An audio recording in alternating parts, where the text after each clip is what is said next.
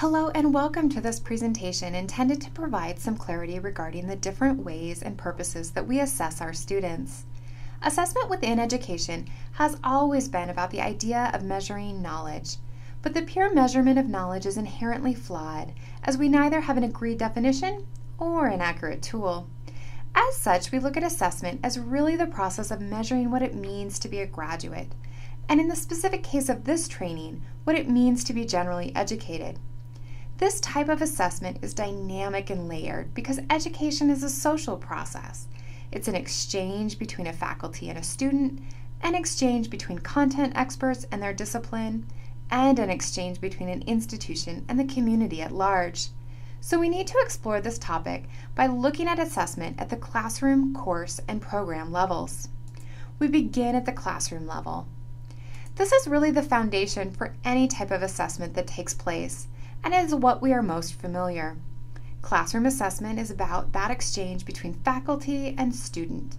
The student demonstrates knowledge in any number of ways, and the faculty evaluates this work to provide the student with a grade. It is also what students typically associate to how they measure their content understanding. If you've ever had the misfortune of posting grades late or making a miscalculation, you know the extent to how much students value grades as a measurement of their knowledge. But outside of education, no one's ever asked me about my grades, and as such, I know there are limits to the greater social value of this exchange. So we move to looking at assessment from a course level. Within the context of the general education program, this process represents an understanding of a GEM competency, and we begin with the same simple exchange where a student provides a demonstration of student learning outcomes and receives some sort of grade. But the discussion continues.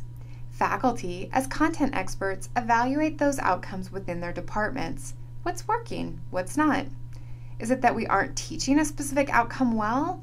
Or is it that the outcome doesn't really represent the knowledge necessary within our integrative skill or way of knowing? This information is shared with our peers at other institutions throughout the state through the State Board of Education, where we are able to share the findings of all the institutions as well as make policy changes.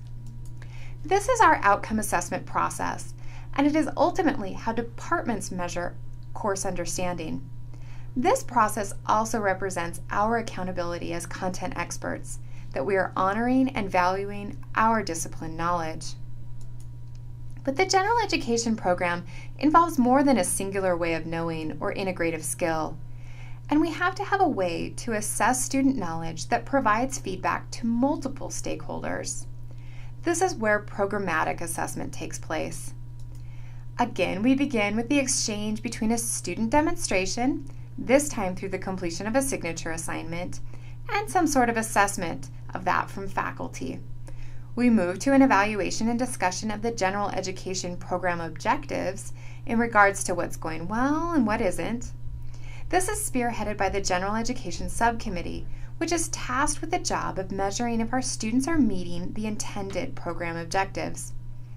This information is shared back to the faculty stakeholders for continuous improvement, and also with external stakeholders, such as accrediting bodies and our community supporters. These external stakeholders provide us with direct and indirect feedback, like accreditation reports and financial support. At the same time, there's another measurement and feedback loop that is occurring between our now graduates and potential employers or schools.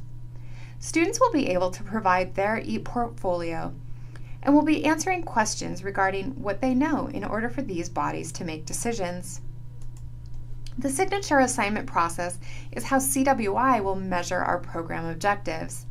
It's also how we hope our students will begin to measure their own personal growth.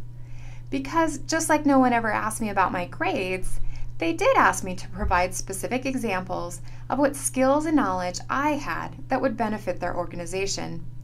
The signature assignment process aligned to these broader objectives of learn to learn, make connections, solve problems, reason ethically, think creatively, and global citizenship will help our students articulate the knowledge they gained through their program beyond a letter grade.